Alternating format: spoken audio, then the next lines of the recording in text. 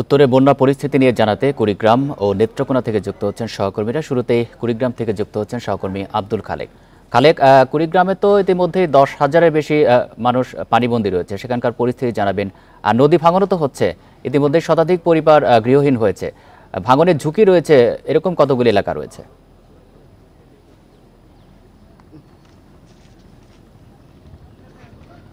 ভাঙনের ঝুঁকি পানি উন্নয়ন বোর্ড যেটি বলছে যে প্রায় 40টির মতো স্পটে কিন্তু কম বেশি নদী ভাঙন চলছে। এর মধ্যে 8 থেকে 10টি পয়েন্টে কিন্তু ভাঙন ভয়াবহ রূপ ধারণ করেছে এবং প্রতিনিয়ত কিন্তু ঘরবাড়ি বিলীন হয়ে যাচ্ছে এবং এই বন্যা এবং নদী ভাঙনে যে ক্ষতিগ্রস্ত পরিবারগুলো সেগুলো কিন্তু যাওয়ার মতো তেমন একটি জায়গা নেই। তারা বন্যা নিয়ন্ত্রণ বাঁধ এবং সড়ক সহ ফাঁকা জায়গায় আশ্রয় নিয়ে আছে। আপনি দেখতে পাচ্ছেন যে বিস্তীর্ণ এলাকায় কিন্তু চরগুলোতে নিচু এলাকায় ইতিমধ্যে পানি শুরু করেছে এবং এই চরগুলোর যে ফসল, বিশেষ করে সবজির ক্ষেত এবং বাদাম সহ বিভিন্ন ফসল তলিয়ে গেছে। কৃষি বিভাগের কাছ থেকে আমরা যে তথ্য পেয়েছি, এখন পর্যন্ত প্রায় 1,500 হেক্টর জমির ফসল বন্যার পানিতে নিমজ্জিত রয়েছে।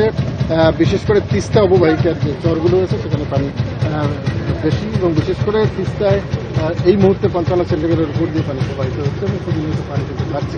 ফলে আশঙ্কা করা হচ্ছে যে আগামীতে যদি উদ্যানে ভারী বৃষ্টিপাত হয় তাহলে পরিস্থিতির অবনতি হবে, কারণ প্রধান যে নদ আছে ব্রহ্মপুত্র, সেটির পানি কিন্তু অব্যাহতভাবে বৃদ্ধি পাচ্ছে। পাশাপাশি ধরলা এবং দুধকুমার এটিরও পানি বৃদ্ধি পাচ্ছে। আপনি জানেন যে প্রায় 4 শতাধিক চর রয়েছে কুড়িগ্রামে।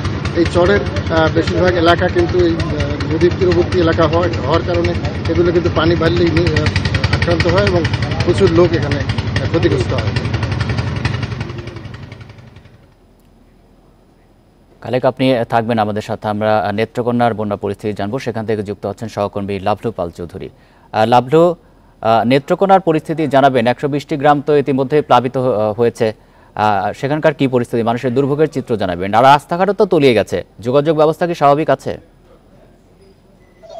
দেখুন, যে বাংলাদেশের মানুষের দুর্ভোগের কথা যেটি বলছিলেন, আমরা কিন্তু আসলে এই যে স্থানীয় যে প্রশাসন রয়েছে, জেলা প্রশাসন, উপজেলা প্রশাসন, তাদের সাথে যখন কথা বলি, প্রশাসনের কর্মকর্তারা কিন্তু বলছিলেন যে তারা ত্রাণ তৎপরতা স্থানীয় যে ইউপি চেয়ারম্যানদের সাথে সমন্বয় করে চালাচ্ছেন। কিন্তু আজকে দুপুরে আমি নতুন করে প্লাবিত এলাকা যেটি বারহাট্টার যে একটি তেগরিয়া একটি গ্রাম রয়েছে রায়পুর ইউনিয়নে, সেখানে কিন্তু একটা হাসেদা বানু নামে এক মহিলা, বৃদ্ধ মহিলা, তার বাড়িতে আমি গিয়েছিলাম।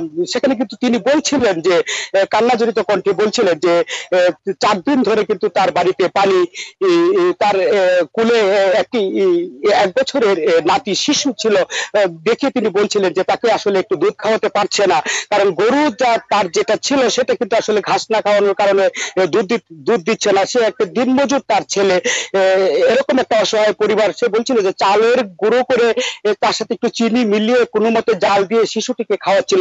এরকম কিন্তু আমরা বিভিন্ন যখন গ্রামে গিয়েছি, বনবাসী মানুষদের কিন্তু আসলে এরকম একটা চিত্র দেখেছি। যদিও প্রশাসনের কর্মকর্তারা বলছিলেন যে তারা আসলে ত্রাণ তৎপরতা করছে, কিন্তু বনবাসীরা কিন্তু আসলে অনেকেই অভিযোগ করছিলেন যে তাদেরকে কেউ কিন্তু দেখতেও যায়নি, এরকম একটি অবস্থা। আর আজকে কিন্তু আসলে একটু রোদেলা আকাশ, ঝলমলে রোদ উঠেছে, যে কারণে কলমাকান্দায় কিন্তু যে পানির যে বাড়তি 45 সেন্টিমিটার বিপদসীমার উপর দিয়ে বলছে, সেখানে কিন্তু একটু স্থিতিশীলতার দিকে আসছে। মানুষের বৃষ্টি না থাকায় কিছুটা স্বস্তি মিলেছে। তবে নতুন এলাকা যে প্লাবিত হয়েছে, মোহনগঞ্জ, বারহাট্টা, খালিয়াজুড়ি, এসব উপজেলা, যে হাওর অঞ্চলের যে উপজেলা রয়েছে, সেখানে কিন্তু আশ্রয় কেন্দ্র কিন্তু 35টি পরিবার সেখানে গিয়েছে।